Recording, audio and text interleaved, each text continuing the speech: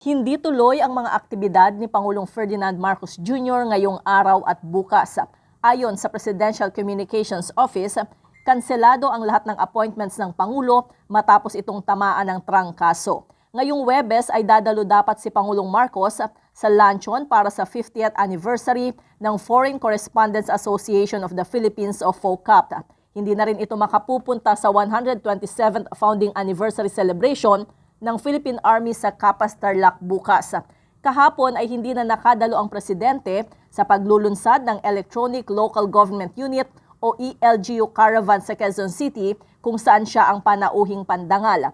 Nagkasakit si PBBM at First Lady Liza Araneta Marcos matapos ang sunod-sunod na schedules.